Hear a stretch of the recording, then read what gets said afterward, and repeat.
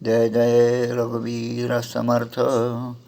अलंकापुरी पुण्यभूमी पवित्र, जिथे नांदतो ज्ञान राजा सुपात्र.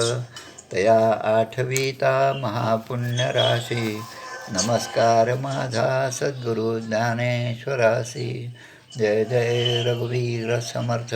पुंडलिक वरदे हरी विठ्ठल.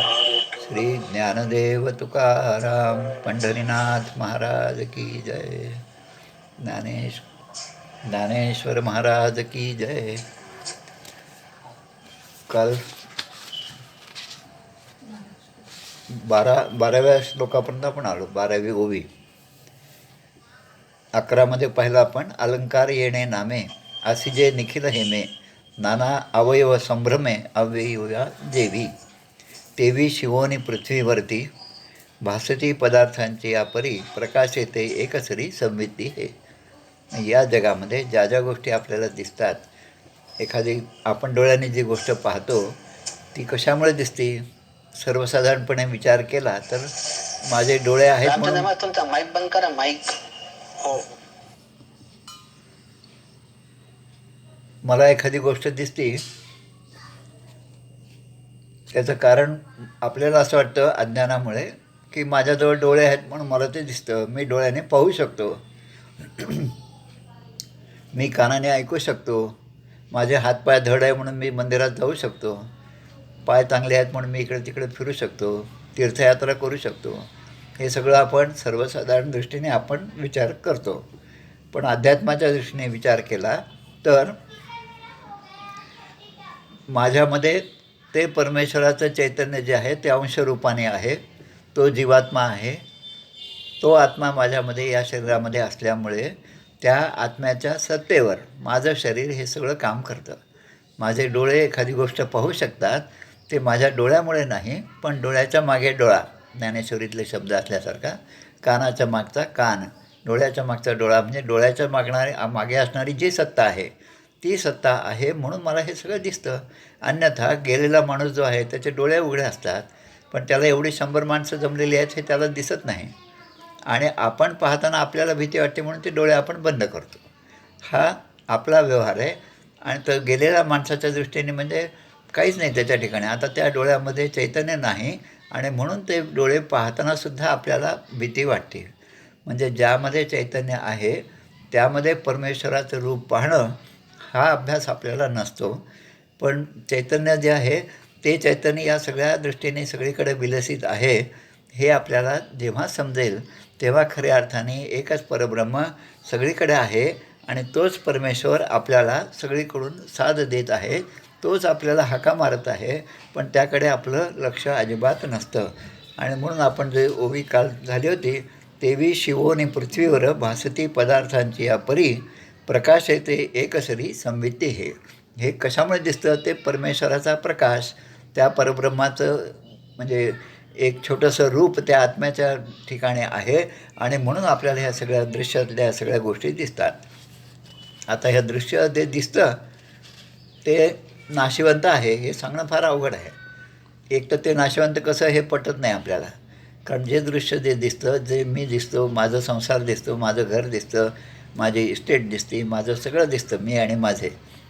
तर हे सगळं दिसतं, त्यामध्ये आपला एक सुप्तपणे अहंकार असतो की ज्या अहंकारामुळे मी हे सगळं पाहत असतो. आणि तो अहंकार जोपर्यंत आहे तोपर्यंत आपल्याला परमेश्वराची भेट होणं शक्य नाही. पण परमेश्वराची भेट होण्यासाठी, परमेश्वराचं दर्शन होण्यासाठी या जगामध्ये प्रत्येक ठिकाणी अणुरेणूमध्ये तोच परमेश्वर आहे हे जाणून घेण्यासाठी माणसाला साधना करावी लागते, माणसांना पूजा करावी लागते. आपले रामचंद्र महाराज जे सांगत आहेत सध्या 9विधा भक्ती, त्या प्रत्येक भक्तीचं मर्म आपण जाणून घेतलं आणि त्या दृष्टीने आपण ती भक्ती करत गेलो तर हळूहळू आपल्याला दिसेल की या जगामध्ये मला आकर्षण करणारी एकही गोष्ट नाही. एक गाणं आहे पहा, जो तू नहीं तो कुछ भी नहीं और जो तू है तो सब कुछ है. एका जुन्या सिनेमातलं गाणं होतं. तर त्याप्रमाणे की परमेश्वरा तू या जगामध्ये आहेस हे जर मी जाणलं तर सगळा मला आनंद आहे. पण तू नसला तर या जगामध्ये कुठल्याही गोष्टीमध्ये मला आनंद नाही. म्हणून मना जे घडी राघवे वेण गेली, जनी आपुली ते तुवा हानी केली. या राघवाच्या, या परमेश्वराच्या नामाशिवाय जो जो माझा क्षण जाईल तो तो क्षणी मी पतीत आहे. पण अखंड त्याचं स्मरण जर असेल तर मग मी कुठल्याही अवस्थेत असला तरी मी त्याच्याशी एकरूपच झालेला आहे. असं कोण म्हणतं? हे ज्ञानी म्हणतात. पण अज्ञानी जे आहेत ते त्याच्याशी एकरूप होऊ शकत नाही, ते त्याला जाणू शकत नाही. म्हणून आपण म्हणतो की अरे आमच्याच बाबतीत झालेली गोष्ट आहे. प्रल्हाद महाराज जे आहेत ते इथे आल्यानंतर आम्हाला माहिती नव्हतं कोण आहे ते. पण महाराज गेल्यानंतर मायबाई जेव्हा आमच्या त्या गोरक्षण रोडवर स्टेट बँक कॉलनीमध्ये आल्या, मायबाई आमच्या शेजारी ते मुळे राहतात त्यांच्याकडे आल्या होत्या. तर मुळेने आम्हाला निरोप दिला, मायबाई आल्या तुम्ही दर्शनाला घ्या. म्हणून आम्ही दर्शनासाठी गेलो. आता वयोवृद्ध बाई आहेत म्हणून आपण जाऊन पाया पडलो आणि पाया पडून आशीर्वाद घेऊन परत आलो. तोपर्यंत मायबाई कोण हे सुद्धा माहीत नाही. म्हणजे जोपर्यंत परमेश्वर या रूपामध्ये आहे, तो घनीभूत होऊन आपल्यासमोर आहे, त्याला आपण ओळखत नाही तोपर्यंत मायबाई हे आमच्यासाठी आपल्या घरातल्या आजी असतात, काकू असतात त्याप्रमाणे वाटत होतं. पण आता जेव्हा ते चरित्र आपण वाचतो तेव्हा मग लक्षात येतं की आपल्या अज्ञानामुळे त्या ठिकाणी असणारं देवत्व जे आहे ते आपल्याला लक्षात आलेलं नाही. आणि म्हणून आता पुढचं जे सांगतात की नाही ते चित्र दाविती परी असे केवळ भिंती प्रकाशे ते संविती जगदाकारे.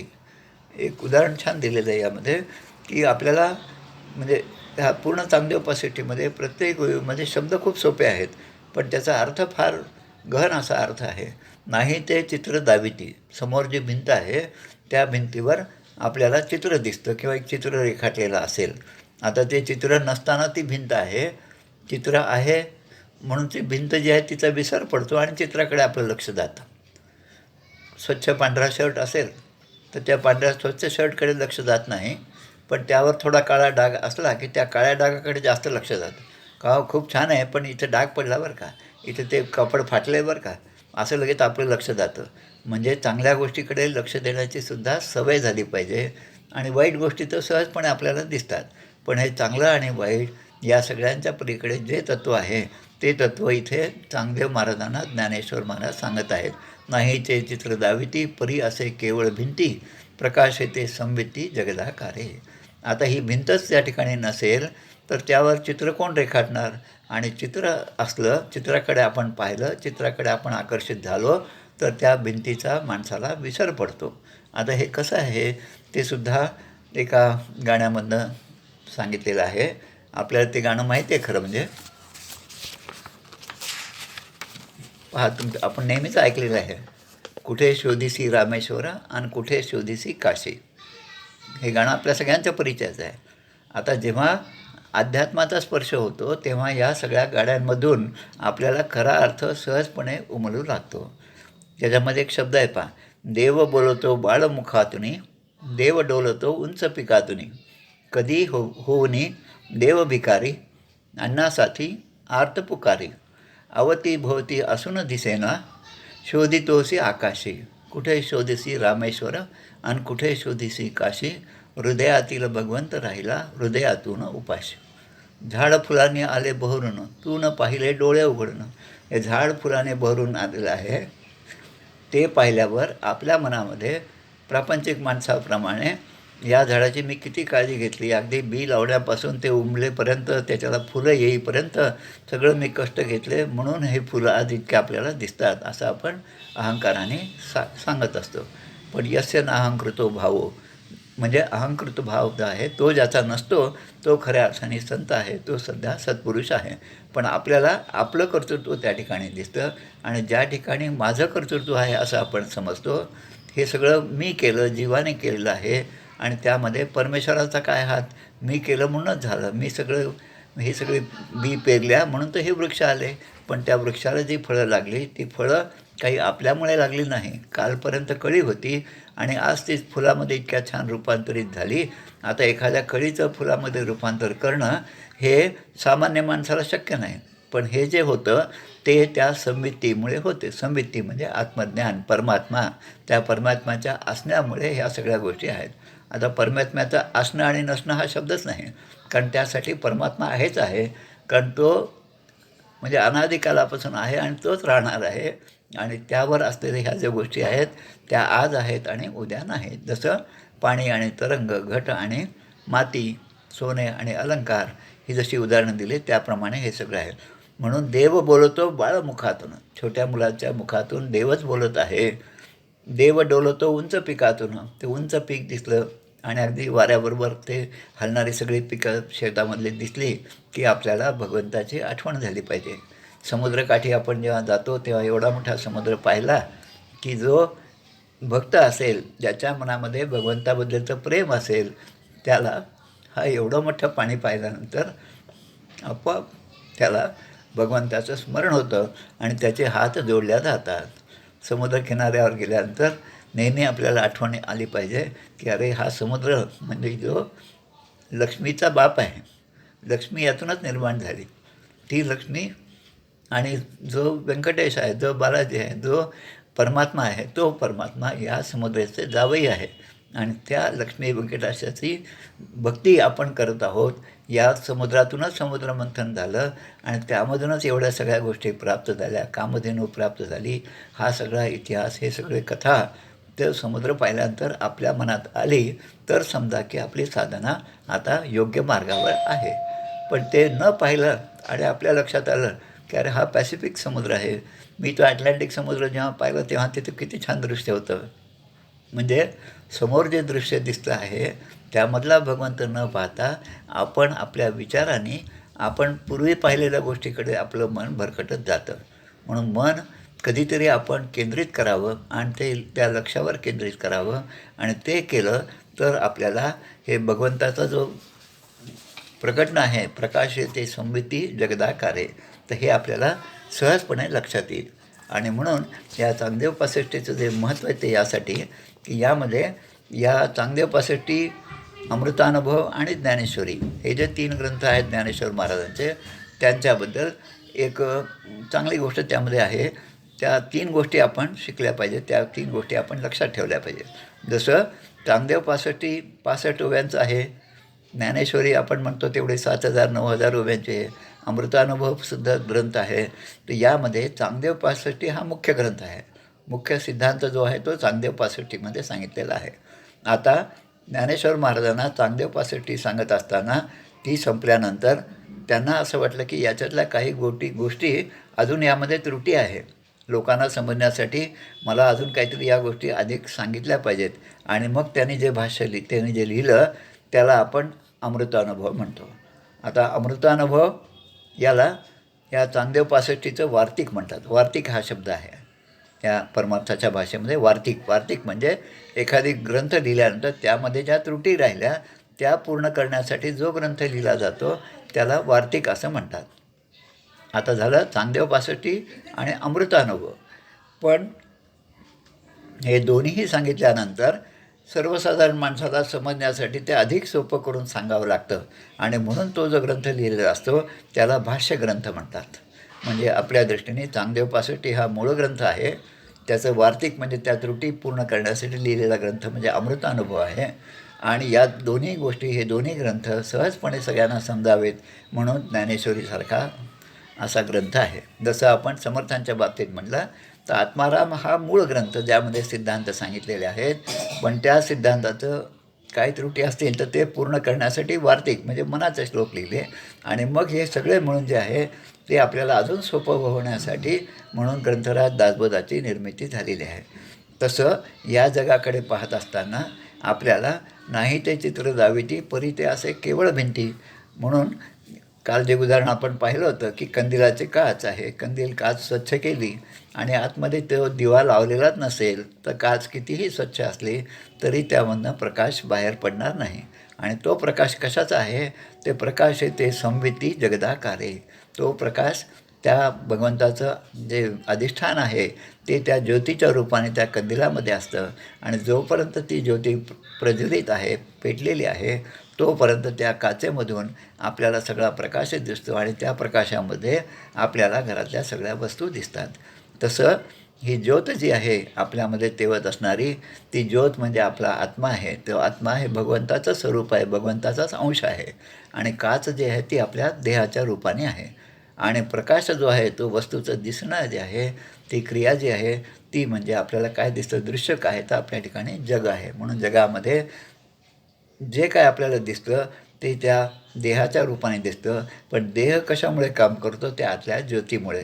आणि म्हणून याशी एकरूप अंतर्मनाशी एकरूप होणं, अंतर्निष्ठांच्या खुणा अंतर्निष्ठ जाणती हे जे समर्थ म्हणतात त्याचा अर्थ अशा प्रकारे आहे. कठोपनिषदामध्ये सुद्धा अशाच प्रकारे एक मंत्र दिलेला आहे. न तत्र सूर्यो भाती न चंद्र तारकम नेमा विद्युतो भांती कुतो यमग्निही तमेव भांतमनो भाती सर्वम तस्य भासा सर्वमिदं विभाती. म्हणजे या ज्या ठिकाणी सूर्य चंद्र तारका हे जे आहेत हे कोणामुळे प्रकाशित होता हे जर आपल्याला लक्षात आलं तर त्या मूळ स्वरूपापर्यंत जाणं आपल्याला अगदी सोपं होतं. आणि म्हणून त्यामुळे हे सगळं प्रकाशित झालेलं आहे. एखाद्या नाटक सुंदर झालं असं जेव्हा आपण म्हणतो तेव्हा आपण पहिला आपल्या मनामध्ये काय येतं की यामध्ये काम करणारं कोण कोण होतं, त्यामध्ये संवाद कोणी लिहिले, त्यामधलं ते म्युझिक जे असतं ते कोणाचं आहे, हे सगळं आपण पाहतो.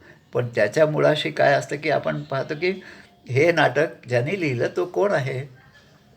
आणि अजून त्याच्याही पुढे गेलं आपण तर या ठिकाणी एक उदाहरण सांगता येतं. आपले सोनोपंत मामा दांडेकर हे शेवटच्या आजारामध्ये दवाखान्यामध्ये होते, तेव्हा त्यांचा एक विद्यार्थी त्यांच्याकडे आला आणि त्यांनी काहीतरी चांगला PhDचा प्रबंध लिहिला होता. मामा दांडेकरांना प्रश्न विचारला. त्यांनी सांगितलं असं असं मी सर हा ग्रंथ लिहिला आणि तो तुम्ही एकदा पाहावा वाचावा म्हणून. मग ते म्हणतात की काय याच्यामध्ये काय लिहिलंस तू. मी हे लिहिलं म्हणे. तो सांगतो की या जगामध्ये परमेश्वर नाही. आता ज्या परमेश्वराचं स्वरूप मामा दांडेकरांच्या रूपात आपल्यासारख्या भक्ताला दिसत होतं, त्यांना हा त्यांचा विद्यार्थी म्हणतो की परमेश्वरच जगात नाही. आता त्या दवाखान्यात झोपलेले असतानासुद्धा मामाने त्याला एक प्रश्न विचारला. अरे वा, तू खूप छान काम केलंस म्हणे. आता मला तू हे सांग की हे परमेश्वर नाही हे तुला सुचलं कसं. मग तो आता लौकिकातली कारणं सांगतो. मी खूप अभ्यास केला, अनेक ग्रंथ वाचले आणि ते ग्रंथ वाचल्यावर माझ्या लक्षात आलं की परमेश्वरच नाही. मग ते म्हणतात तुझ्या लक्षात आलं हे ठीक आहे, पण हे तुझ्या लक्षात कशामुळे आलं. म्हणजे जेव्हा आपले प्रश्न आणि उत्तरं, प्रत्येक प्रश्नाला एक उत्तर असतं, पण एक परिस्थिती अशी येते, एक स्थिती अशी येते की त्या प्रश्नाला उत्तर नसतं. आता ही जी अवस्था आहे ती अवस्था म्हणजे या परब्रह्माच्या स्वरूपाच्या ओळखीची अवस्था आहे. आता ती अवस्था आल्यानंतर आता प्रश्न मिटले, आता उत्तराचा शोध घेणं पण संपलं. आता त्याच्याशी एकरूप होणं, त्या परमेश्वराशी एकरूप होणं आणि मी आणि माझी ऐशी आठवणं विसरले जयाचे अंतःकरण तो संन्यासी जाणं निरंतर. म्हणून ही जी त्रिपुटी आहे तिचा शेवट होणं म्हणजेच आपण परमेश्वराशी एकरूप होणं आहे. म्हणून ज्ञानेश्वर महाराज हे चांगदेव महाराजांना सांगतात की हा जो परमात्मा आहे त्याचं तू दर्शन घे आणि त्याच्यामुळेच या सगळ्या गोष्टी जगामध्ये घडून येत असतात. आता पुढच्या ओळीमध्ये ते सांगतात, जसं आता विचार करा परमेश्वराचं अस्तित्व ज्या ज्या ठिकाणी आहे ती गोष्ट सर्वांनाच आवडते. जसं पाणी आहे.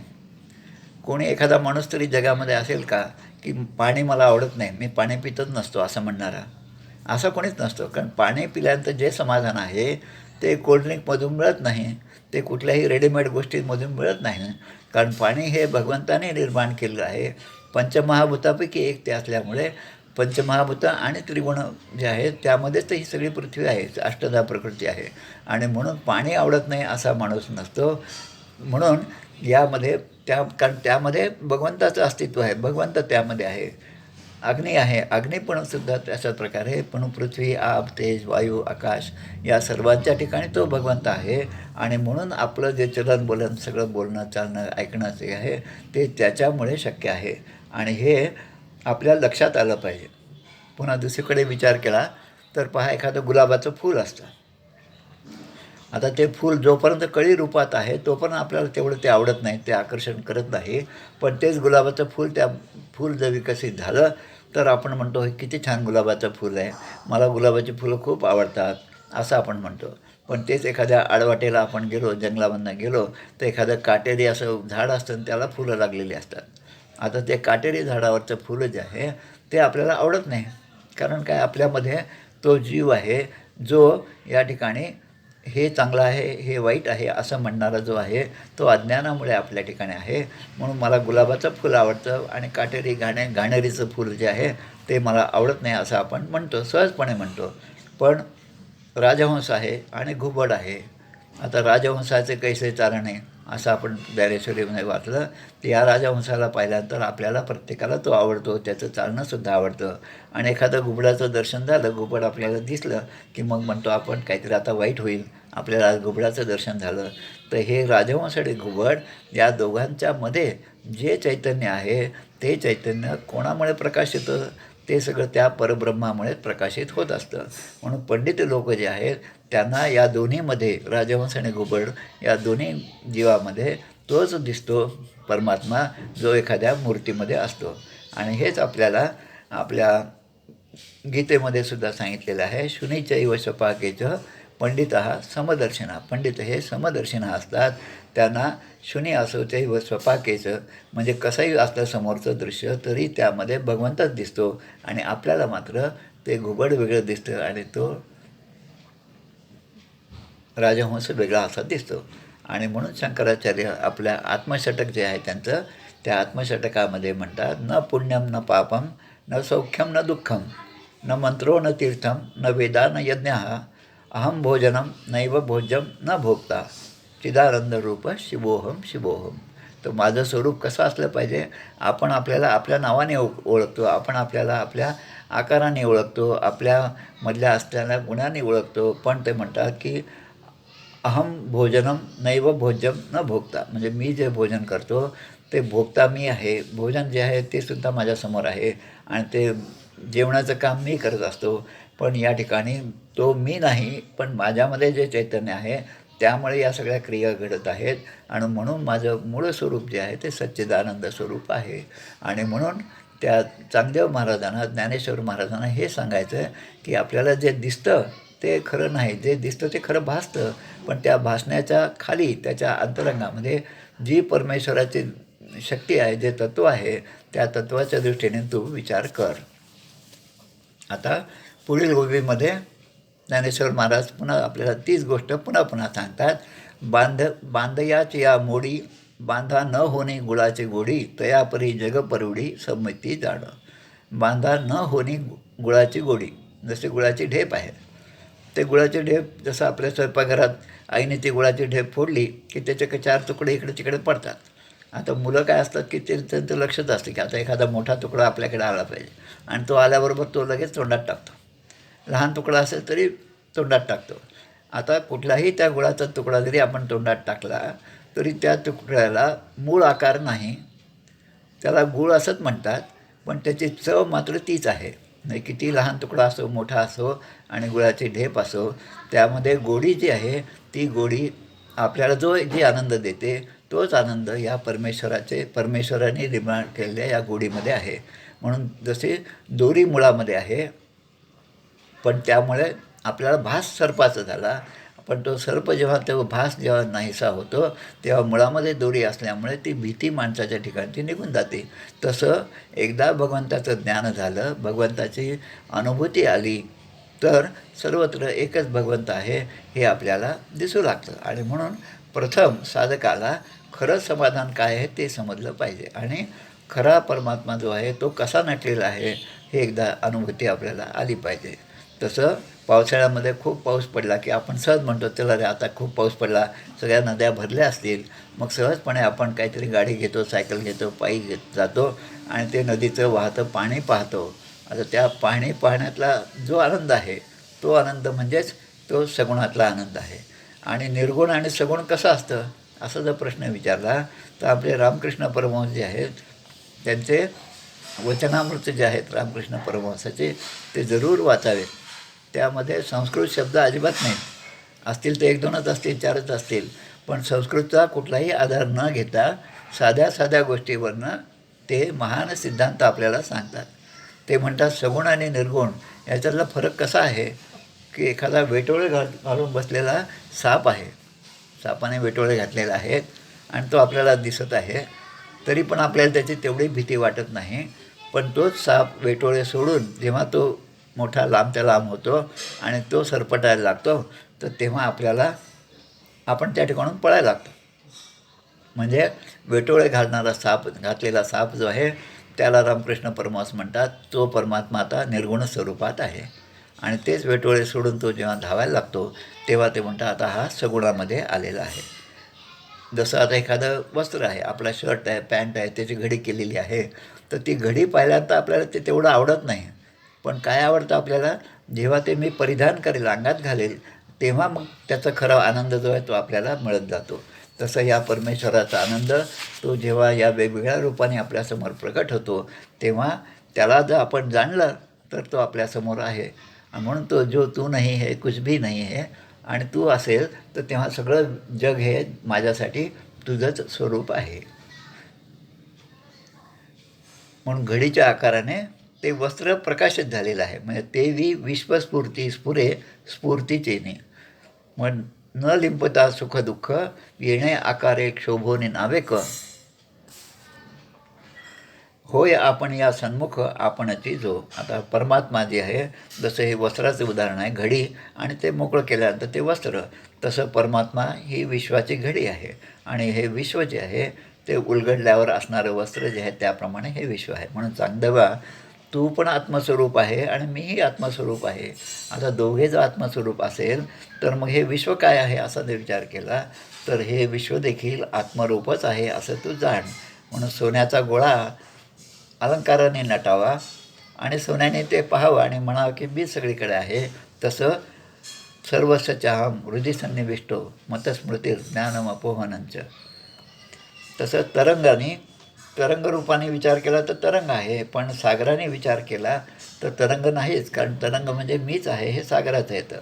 आणि म्हणून आपण जे चतुश्लोकी भागवताचे 4 श्लोक आहेत ते 4 श्लोकामध्ये आपण नेहमी पाहतो. आपल्या श्रीमद भागवताच्या 2ऱ्या स्कंदातील 9वा अध्याय, त्याच्यामध्ये हे श्लोक आहेत. अहमेवासमेव वाग्रे नान्यद्यम सदसत्परम पश्चादहम यदैत्यच योवशिष्येत सोस्मेहम. म्हणजे या जगामध्ये जेव्हा काहीही नव्हतं तेव्हा मी होतो, आणि हे जग आहे तेव्हासुद्धा मी आहे, आणि जेव्हा प्रलय होईल हे सगळं जग बुडेल तेव्हासुद्धा मीच आहे. त्यालाच आपण म्हणतो पूर्णस्य पूर्णमादाय पूर्णमेवावशिष्यते.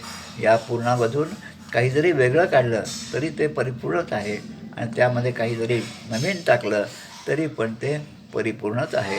असं भगवंताचं स्वरूप आहे. म्हणून आता अजून काही गोष्टी देतात की जसं आता आरसा, काल आपण पाहिलं काही उदाहरणं यामध्ये बऱ्याचदा 30 पुनरावृत्ती झालेली आहे की आरसा समोर आहे, आरशाची उपाधी आहे, म्हणून बिंब आहे, आणि म्हणून त्या आरशात दिसणारं प्रतिबिंब आहे. आता समोर आरसाच नसेल तर प्रतिबिंब दिसणारच नाही. तर माया नसेल तर प्रत्यक्ष परब्रह्मच आहे, पण परब्रह्म दिसत नाही म्हणून आपल्याला माया दिसते, आणि माया जी आहे ते जीवाला मोहित करून टाकते. म्हणून विश्व आहे ते दिसते, पण त्या विश्वाचा परिणाम आपल्यावर काय होतो की या जीवाच्या सवयीमुळे, या जीवामधल्या अज्ञानामुळे या जगामध्ये आपल्याला सुख दुःख आहे, हे दोन्ही आहेत हे दिसतं. पण आत्म्याला सुख आहे का हा प्रश्न आपल्या मनात येतो का? आत्म्याला सुख नाही आणि आत्म्याला दुःखही नाही, म्हणून जीवाला सुख दुःख नाही.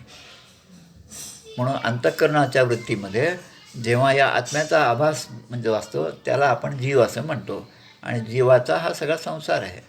आणि आपण एखाद्या कुठे काही मृत्यू झाला तर आपण एक शोक संदेश त्यांना पाठवतो, आपण जाऊनही भेटलो की त्यांच्या आत्म्याला शांती प्राप्त हो. आता परमार्थाच्या दृष्टीने आत्म्याला शांती प्राप्त हो हे चुकीचं आहे, कारण आत्मा हा सदैव सच्चित आनंद स्वरूपीच आहे, कारण तो भगवंताचा अंश आहे. गुळाचा लहान खडा असो किंवा मोठा असो, त्या गुळाची गोडी ज्या मोठ्या गुळाच्या ढेपीमध्ये होते तीच त्या लहान मोठ्या तुकड्यामध्ये सुद्धा जसं आहे, तसंच हे सच्चिदानंद स्वरूप आपल्या सर्वांच्या ठिकाणी आहे, आणि ते खरं आपलं स्वरूप आहे. आणि म्हणून त्याला आत्म्याला शांती प्राप्त हो हा शब्द बरोबर नाही. आणि म्हणून आपल्या भगवद्गीतेची सुरुवात म्हणजे अर्जुनाला सांगितलेला उपदेश जो आहे त्या उपदेशाची सुरुवात मुळामध्ये 2ऱ्या अध्यायाच्या 11व्या श्लोकामध्ये होत असते. तो श्लोक काय आहे तर अशौचानान्वशौचस्तव प्रज्ञावादांश भासते गतासून गतासूंश्च नानुशोचन्ति पंडितः. म्हणून जे झालेले आहेत किंवा जे होणार आहेत, जे मृत्यू पावलेले आहेत आणि जे आता आपल्याबरोबर आहेत आणि जे नंतर राहणार नाहीत याच्याबद्दल शोक न करता नानुशोचन्ति पंडितः. पंडिताचं हे काम की याबद्दल शोक नको करू, पण जे या ठिकाणी सत आहे, जे काल होतं आज आहे आणि उद्या पण राहणार आहे, या सतचा आनंद जो आहे, सच्चित आनंद हे आपलं मूळ स्वरूप आहे. आणि त्या मूळ स्वरूपाचं जर आपण त्याचा ध्यास घेतला आणि त्याचं दर्शन आपल्याला झालं, त्याकडे आपली दृष्टी गेली, तर चांगदेवा तू मला भेटायला येत आहेस, मी तुझ्यापेक्षा लहान आहे.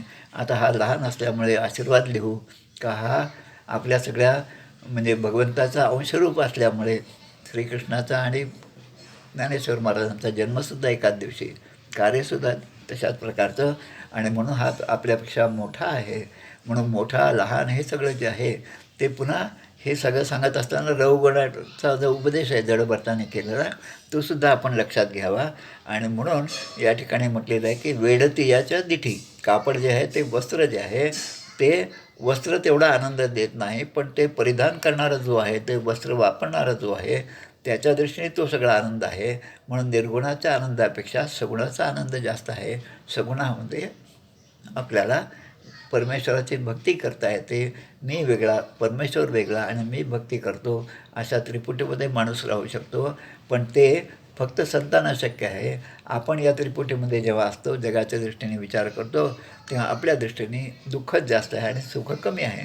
म्हणून आपली अंतःकरणवृत्ती जी आहे ती शांत होण्यासाठी, म्हणजे कुठल्याही आघाताचा काहीही परिणाम माझ्या आत्म्यावर, माझ्यावर पडू नये, ज्याने माझं चित्त विचलित होईल, अशी धारणा आपल्या ठिकाणी निर्माण झाली पाहिजे. आणि ती धारणा निर्माण होण्यासाठी ध्यानाची प्रक्रिया आहे, योगाची प्रक्रिया आहे, नामस्मरण आहे, चिंतन आहे, मनन आहे. या सगळ्या साधना ज्या आहेत ते त्याच दृष्टीने आपल्याकडे सांगितलेल्या आहेत. आणि म्हणून या ठिकाणी ज्ञानेश्वर महाराज सांगतात आपल्याला की या उपाधी माझे गुप्त, जे चैतन्य असे सर्वगत, ते तत्त्वज्ञ संत स्वीकारिती. उपाधी ही आपली शरीराची उपाधी आहे. शरीराच्या उपाधीने तू वेगळा आहे आणि मी वेगळा आहे. पण चांगदेवा, ह्या शरीराची उपाधी जर सोडली तर आपण सगळं एकच आत्मतत्व सगळीकडे आहे. तत्त्वमसी महावाक्य जे आहेत चारी, त्या चारी वाक्यांचा अर्थ जो आहे तो लक्षात घे. आणि त्या दृष्टीने या जगाकडे पाहिलं तर मग तुझ्या ठिकाणचा अहंकार हा अहंकार केव्हाच निघून गेलेला असेल. म्हणून अंतस्त्यागी बहिर्संगी लोके विहर राघव. म्हणून राघवाला जो उपदेश रामचंद्रांना केलेला आहे, तो वसिष्ठ ऋषींनी तो उपदेश यासाठीच आहे की आपलं अंतरंग एकदा सुधारलं म्हणजे बाह्य गोष्टी कशाही असल्या तरी त्यामध्ये आनंदच आहे. आणि म्हणून या विश्वामध्ये सर्वत्र एकच चैतन्य आहे, ही गोष्ट अगदी तू मनामध्ये ठासून घे. म्हणून आपल्याला ज्ञानी माणसाला दिसतात ना की हा पुरुष आहे, ही स्त्री आहे, हा विचार मनामध्ये येत नाही. आणि म्हणून या ठिकाणी जे सांगितलं की या शुकदेवांचं उदाहरण दिलेलं आहे. शुकदेव जे आहे ते शुकदेवांचं कसं आपण नेहमी म्हणतो, समर्थांना उपमा देतो, शुकासारखे पूर्ण वैराग्य जाते, वसिष्ठा परिज्ञान योगेश्वराचे. शुकदेव इतके विरक्त होते की वडिलांनी व्यासाने त्यांना हाक मारली तरी त्यांना ती हाक त्यांच्या कानावर गेली नाही. पण त्याचं उत्तर या सगळ्या वृक्षाने दिलेलं आहे. म्हणजे ज्याचा अर्थ असा की मी आत्मस्वरूप आहे आणि तेच आत्मस्वरूप या ठिकाणी प्रत्येक झाडामध्ये, फुलांमध्ये आहे. आणि त्याचं उत्तर ते देत आहेत. आणि हेच शुकदेव इतके वैराग्यशील असले तर ते आपण त्या व्यंकटेश विजय जो ग्रंथ आहे, मागे आपण त्याच्यावरचं निरूपण ऐकलं असेल, त्या व्यंकटेश विजयामध्ये आपण पाहतो की व्यंकटेश बालाजीचं, तिरुपती बालाजीचं पद्मावतीशी जेव्हा लग्न ठरलं, ही गोष्ट शुकदेवांना समजली, तेव्हा तेच शुकदेव जे शुकासारखे पूर्ण वैराग्य असणारे होते, तेच शुकदेव स्वतः ही आनंदाची गोष्ट ऐकल्याबरोबर नाचत सुटले. म्हणजे या देहामध्ये असेपर्यंत या ठिकाणचा आनंद आहे आणि देहामध्ये नसला तरी पण आनंद आहे. कारण त्यांचा देह आहे आणि नाही हे आपल्या दृष्टीने आहे, पण ते मात्र सदा असंचला येत ना जात काही अशा अवस्थेपर्यंत पोचलेल्या असतात. म्हणून आपण आता या ठिकाणी थांबूया. 16व्या ओळीपर्यंत आपण आलेलो आहोत. जय जय रघुवीर समर्थ.